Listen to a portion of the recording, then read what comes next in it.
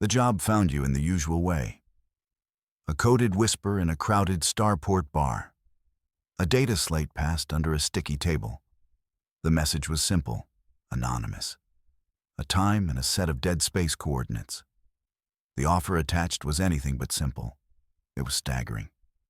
Enough credits to buy a small moon. Enough to disappear and live like a forgotten god. You knew deals like this only came with two things: unspeakable risk, and a client who had run out of options. You took the job. Of course you did. A smuggler's heart beats to the rhythm of risk and reward. And your ship, the Stardust Drifter, was thirsty for the upgrades this payday would bring. She was a good ship. Old, but fast. Ugly, but reliable. Your only real friend in a galaxy that sold friendships by the gram. You spent 2 days stripping her down. You removed every transponder, every registry key, every single thing that could say your name to a patrol scanner. You became a ghost, a whisper in the void waiting for a client. The coordinates led you to a dead zone, a place between systems where shipping lanes went to die, a graveyard of forgotten asteroids and solar winds. No patrols, no witnesses, just the patient, cold stare of distant stars. You cut your engines. The drifter hung in the black, silent, waiting. An hour passed, then 2. The only sound was the low hum of your life support. A lesser pilot might have gotten nervous, might have spooked. But you were the best. Patience was a tool just like a plasma torch or a nav computer. Then, a flicker, a distortion in the starfield ahead. It was a ship dropping out of hyperjump, sleek and black. It bore no markings. A Predator's design. It was hegemony tech, top of the line. Stolen, most likely. Or owned by someone so powerful they did not need to hide. Your console chirped. A comms request. Encrypted. You accepted. The screen remained black. A voice filled the cockpit. It was filtered, low and resonant. It felt like gravel and old power. You are the one they call the Drifter, the voice stated. It was not a question. I am, you replied, keeping your own voice flat. Neutral. You are the one with the heavy wallet. A low chuckle echoed on the comms. Director, I appreciate that. It saves time. And time is a luxury we no longer have. The black ship drifted closer. Close enough that you could see the cold perfection of its hull. Not a scratch. Not a speck of dust. This was a vessel that lived in sterile hangars, not the rough and tumble docks you called home. This was old money. Dangerous money. Let's talk about the cargo, you said. The offer mentioned special handling. The cargo is sensitive, the voice said after a pause. Priceless. Irreplaceable. The hegemony wants it. They must not have it. The future depends on this delivery. That was a new one. Smugglers move weapons. They move spice, rare metals, forbidden information.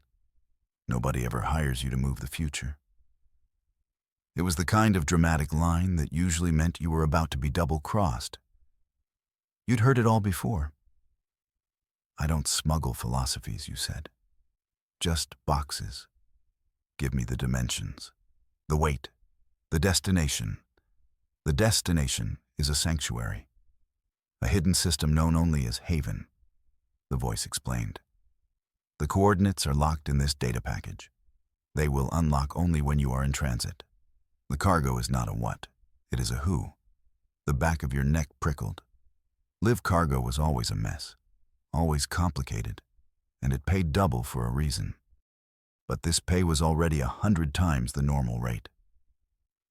I'm listening, you said, your hand hovering over the engine controls. Ready to fly.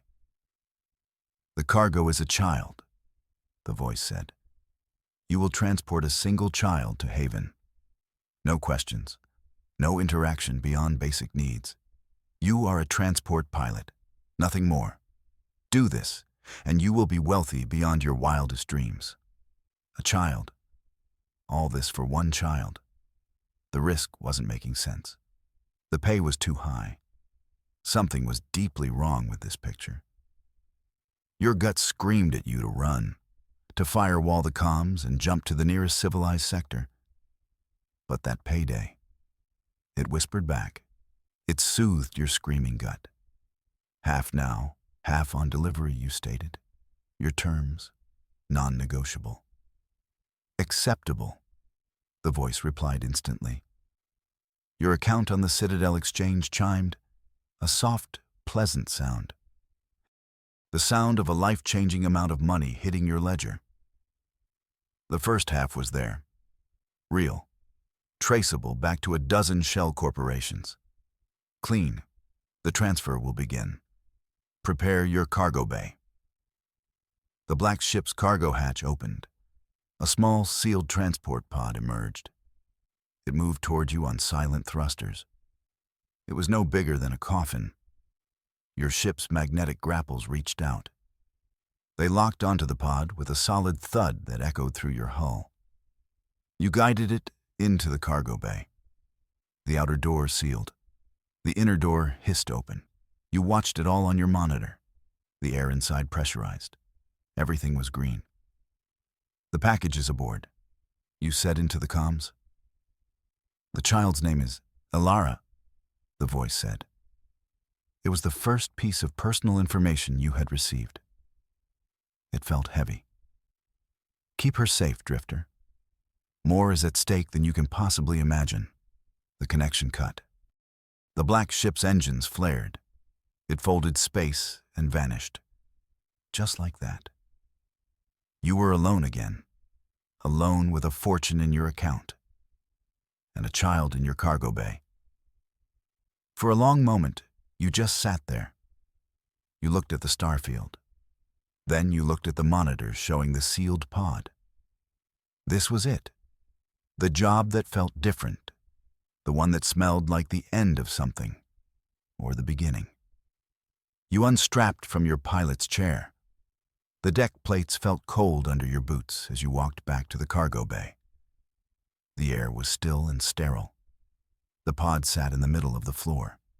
A plain, gray container. No windows. No markings. You placed your hand on the release panel.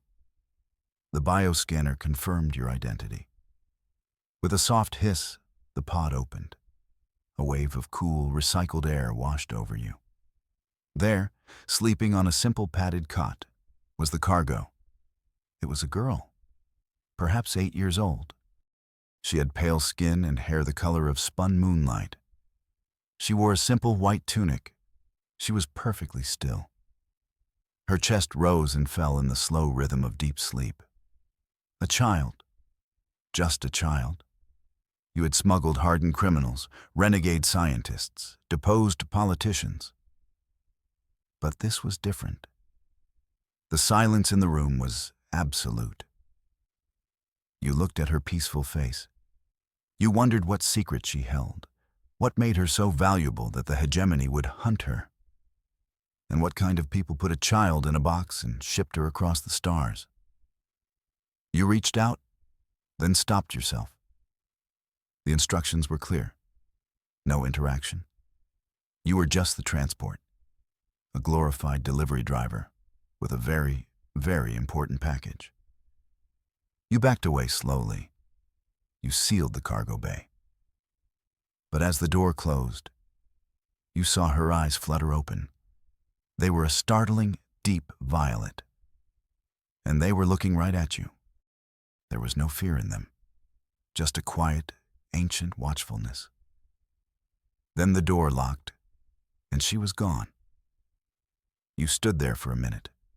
The image of those eyes burned into your mind. This was not just cargo. This was a promise.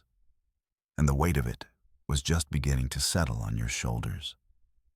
Meanwhile, in a sterile briefing room 1,000 light years away, your file appeared on a large holo display. It showed your face, your ship, your known associates, every petty crime and every daring escape, was listed in cold, hard text. A figure stood watching the display. They were tall and slender, clad in the severe gray uniform of a hegemony enforcer. Their face was a mask of calm neutrality. This was Xylar, the hunter. "The target is a human smuggler," a subordinate's voice reported from a speaker. "Known as the Drifter. Highly skilled, evasive, operates a modified YT-class freighter. Old, but heavily shielded and illegally fast." Xylar remained silent. Their eyes scanned your profile. They noted your preference for asteroid fields, your tendency to use chaotic trade hubs as cover. They saw the patterns you thought were random. They saw the habits you believed were your own secret genius. To Xylar, you were just a data set, a problem with a predictable solution. The asset was transferred to the Drifter's ship in the Tartarus Abyss. The subordinate continued. "The seller's vessel has been neutralized.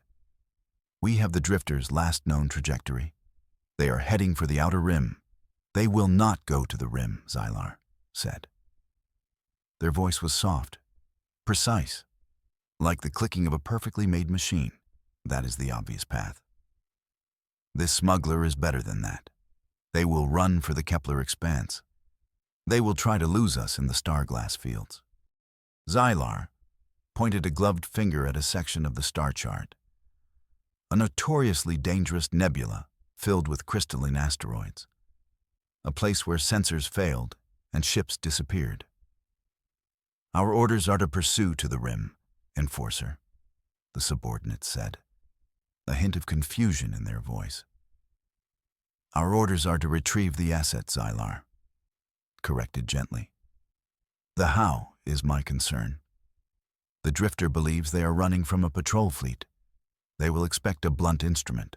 We will be a scalpel." Xylar turned away from the display. Their gaze was fixed on the star chart, on the path they knew you would take. "The Drifter thinks this is a chase. They think they can outrun us. But they are not running. They are simply following a path I have already laid for them. Plot a course for the Kepler expanse, maximum speed. I want our net in place when they arrive." The subordinate hesitated for a second. Then they straightened. "Yes, enforcer. At once." The holo display shut down. Your face vanished. Xylar stood alone in the dark room. They had a perfect record, 117 successful retrievals. No failures, no exceptions. They saw humanity not as a species, but as a virus, a chaotic element in a galaxy that craved order. And the child, Ilara, was the cure or the plague. It did not matter. The hegemony wanted her. So Xylar would bring her back. It was simple. It was logical. It was inevitable. You knew none of this. You only knew the hum of your ship and the unsettling silence from the cargo bay. You pushed the Drifter's engines hard. The jump to hyperspace was a familiar lurch, a smear of starlight. You were running blind. The coordinates for Haven were still locked. You were flying on instinct. An instinct told you to get lost. You charted a course for Port Nomis, a bustling trade hub on the edge of civilized space, a place where a ghost ship could disappear among thousands of others. It was a good plan, a smart plan. It was exactly what anyone else would have done, which is why you suddenly changed your mind. That nagging feeling, the image of those violet eyes. This job was too big, too clean. Your opponents were not stupid. They would expect the expected. You took a breath. You canceled the jump to Port Nomis. Instead, you steered the Drifter toward a darker, more dangerous patch of space. The Kepler expanse, a place pilots called the Star-Glass Fields. It was a shortcut, but a deadly one, full of razor-sharp asteroids that could tear a hull to pieces. It was reckless. It was stupid. It was the last thing anyone would expect. Perfect. The decision was made. You felt a grim satisfaction.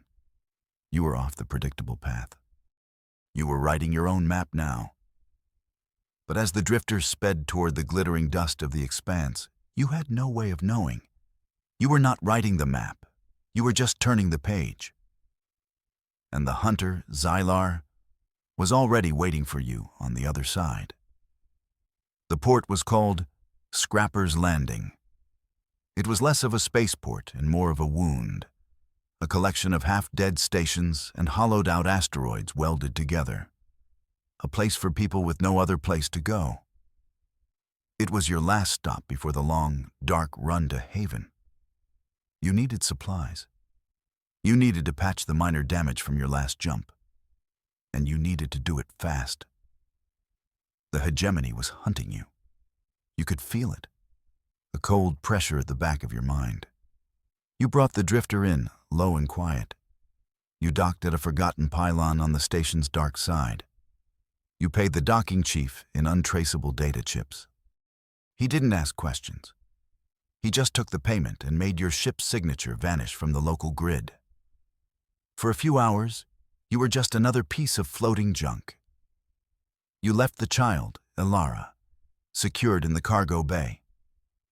You promised you would be back soon. Her violet eyes watched you go. They held no fear, only that same unnerving patience. The market was a chaotic mess of aliens and humans. The air smelled of ozone, cheap noodles, and desperation. You kept your head down, your coat collar pulled up. You were a shadow moving through a sea of noise.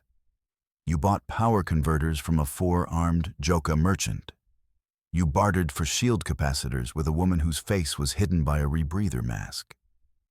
Every transaction was quick, efficient, anonymous. You were a professional. This was your element. Then you heard it. A familiar chime, the sound of a hegemony public broadcast. It cut through the market chatter. Every screen flickered to life. They showed the face of an enforcer, the face of Xylar. Cold, calm, perfect. Attention, citizens, the voice said. It was smooth and commanding. The hegemony is searching for a fugitive, a human smuggler known as the Drifter. This individual is considered armed and dangerous. They have abducted a child of critical importance. Your heart hammered against your ribs. Abducted. They were painting you as a kidnapper. It was smart. It turned every citizen into a potential informant. The broadcast continued. A substantial reward is offered for any information leading to the smuggler's capture, or the safe return of the child, Ilara. Your name, her name, blasted across every screen. You were no longer a ghost. You were a target, a lottery ticket for anyone willing to make a call. You saw faces in the crowd turn. They looked at you, at your human features, at the long coat you wore to hide your gear.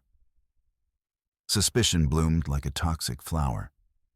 You had to go. Now you dropped the parts you were holding. You turned and melted back into the shadows of a side alley. But it was too late. Someone shouted, "That's him! That's the human!" Panic erupted. The crowd surged, not to help you, but to stop you, to claim the reward.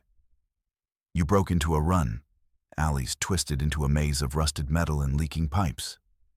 You could hear them behind you, a mob fueled by greed. You were fast. You knew the layout of places like this. But they were everywhere. You vaulted over a stack of crates. You slid under a half-closed maintenance door. You had to get back to the Drifter. Then the station shook. A deep, powerful explosion rocked the entire structure. Red lights flashed. A siren began to wail. It wasn't you. It was something else. Something big. You skidded to a halt at a viewport. Outside, in the blackness, you saw it. Hegemony cruisers, 3 of them. They had blockaded the station. They were firing, not to destroy, to disable. Ion blasts rained down on the docking pylons. They were cutting off every escape route. Xylar's trap. It wasn't just a broadcast. It was a full-scale military operation. The hunter hadn't just predicted you would go to a chaotic port. They had let you land. They had let you feel safe. Then they closed the net. Your blood ran cold. This was a level of strategy you had never faced before. This wasn't a cop. This was a grandmaster playing a different game. Another explosion, closer this time, threw you from your feet. The lights flickered and died. The only illumination was the red pulse of the emergency strobes. You were in near darkness. The shouts of the mob were closer now. You were trapped, caught between the hunters inside and the hunters outside. For a moment, you felt a flash of true despair. The job was blown. You had failed. But then you remembered.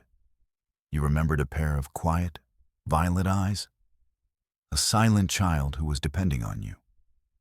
You were not just a smuggler. You were her only hope.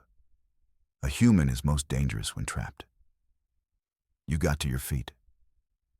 The fear was gone, replaced by a cold, hard resolve. They had you cornered. They thought they had you beaten. They were about to learn how badly they had miscalculated. You drew your sidearm. You would not be taken. You would get back to your ship. You would get the child out. Or you would burn this whole station down trying. The fire and departure had begun. You moved through the dying station like a phantom.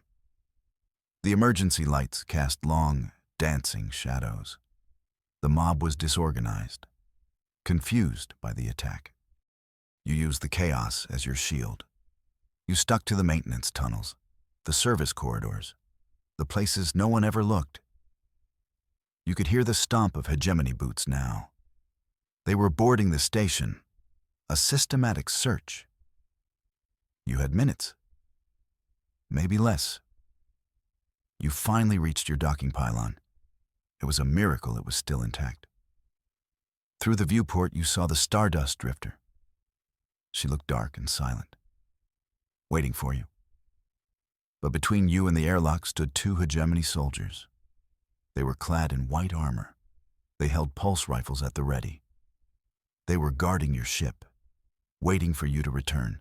This was the choke point, the last obstacle. You couldn't fight them head on. Their armor would deflect your pistol shots.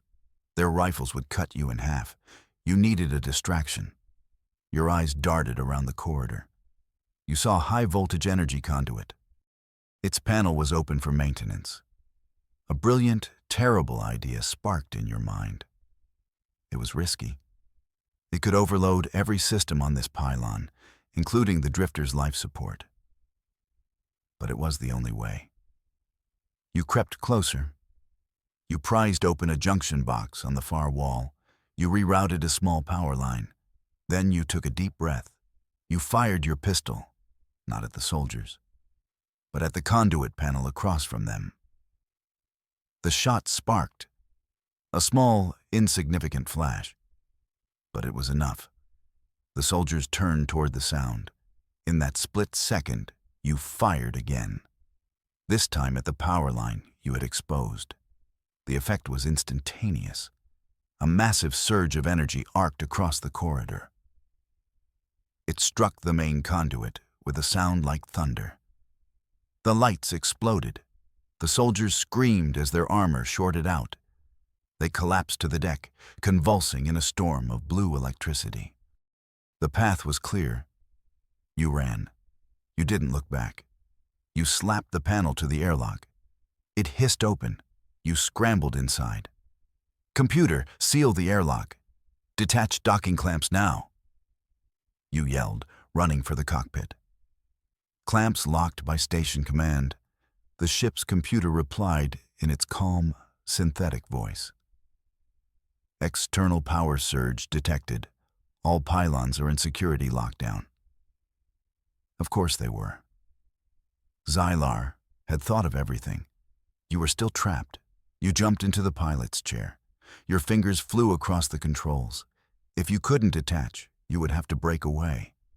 Divert all power to the forward thrusters, you ordered. Give me everything you've got. The ship groaned. The engines whined as they powered up far beyond their safety limits. On the main screen, you could see the thick metal arms of the docking clamp holding you in place. They were designed to withstand orbital stress. They were not designed to fight a ship's main drive. Thrusters at 150%, the computer warned. Hull integrity failing at the docking ring. Keep going. You roared. Metal screamed. The entire ship shuddered violently. Warning lights flashed across your console like angry red eyes. You could feel the ship tearing itself apart. Then, with a final, deafening shriek of tortured metal, the clamps broke. You were free. The drifter shot forward, away from the crippled station. But you were not clear. A hegemony cruiser filled your screen. It was directly in your path. Its weapon ports glowed with energy. Multiple weapon locks detected, the computer stated calmly. You were a sitting duck, no shields, no room to maneuver. This was the end. You closed your eyes for a second. Then an idea hit you. A stupid, insane, last-ditch idea. Computer, you said, your voice tight. Jettison the cargo pod, the empty one from the pickup.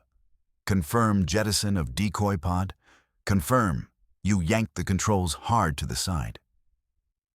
The drifter veered sharply. At the same moment, the empty transport pod shot out from your cargo bay. It flew directly toward the hegemony cruiser. The cruiser's guns fired. A storm of plasma bolts converged, not on you, but on the pod. They must have thought the child was in it. They were trying to disable it, not destroy it. It was the opening you needed. For a few seconds, their guns were focused elsewhere. You pushed the throttle to the firewall. The drifter screamed past the cruiser's bow. So close you could see the details on its hull. Alarms blared as their guns tracked you again. A plasma bolt caught your stern. The ship bucked. Your port engine was hit. Power fluctuated wildly. We are losing containment, the computer said. You fought the controls. You aimed the nose of your wounded ship at the only refuge you had. The glittering, deadly beauty of the Kepler expanse. The star-glass fields. You made the jump. The universe dissolved into a tunnel of light. You had escaped, barely. You were alive, but you were damaged, bleeding fuel, and flying straight into a dragon's nest. As the calm of hyperspace returned, you leaned back in your chair. Your knuckles were white. Your heart was a drum against your ribs. You had survived. But you knew, with a certainty that chilled you to the bone, that the hunter was still coming. The silence in the cockpit was a heavy blanket. It was broken only by the life support's hum. The ion drives gave a quiet thrum. You had been in the dark for 3 days. The stardust drifter limped through the void. Your port engine was a wreck. You were running on fumes and stubbornness. Outside there was nothing but the endless black. Inside there was only you. And the child. You hadn't seen her since the escape. You left food and water by the cargo bay door. It was always gone when you checked back. But the door remained closed. The silence from her was unnerving. You found yourself talking to the ship's computer just to hear a voice, even a synthetic one. You were on edge. Every flicker on the sensor board made you jump. You were waiting for the ghost of Xylar to appear on your tail. On the 4th day, you decided you couldn't take the silence anymore. You needed to check on her, to make sure she was okay. You walked to the cargo bay. The door hissed open. The room was dark. The only light was a dim utility lamp in the corner. She was sitting on the floor. Her legs were crossed. Her hands rested in her lap. She was staring at the wall. "Alara?" you said softly. Her name felt strange on your tongue. She didn't turn. She didn't seem to notice you were there. "Are you all right? Do you need anything?" "Nothing." She was as still as a statue. You took a step closer. A part of you was worried. The other part remembered the warning. No interaction. But you were the captain of this ship, and she was your passenger. Your responsibility. You knelt down a few feet away from her. "Hey, we're safe for now," you said, trying to sound reassuring. "We got away clean." Her violet eyes slowly turned to meet yours. There was that look again, that ancient, knowing gaze. It felt like she was looking right through you, seeing every dirty deal, every narrow escape, every lonely night you'd ever spent between the stars. It made you uncomfortable. Then she lifted a hand. She pointed to the empty space in front of her. Her expression didn't change. She just pointed. You looked. There was nothing there, just the cold gray metal of the deck. "What is it?" you asked. She said nothing. She simply lowered her hand. She closed her eyes. A soft hum began to fill the room. It was not the sound of the ship. It was something else. Something pure and resonant. It seemed to come from everywhere at once. A small point of light appeared in the air where she had pointed. It glowed with a soft, white luminescence. It hovered, pulsing gently in time with a humming sound. You stared, mesmerized. You had never seen anything like it. The light began to shift, to grow. It spun and folded in on itself. It was not a projection. It was solid light. It formed into the shape of a flower.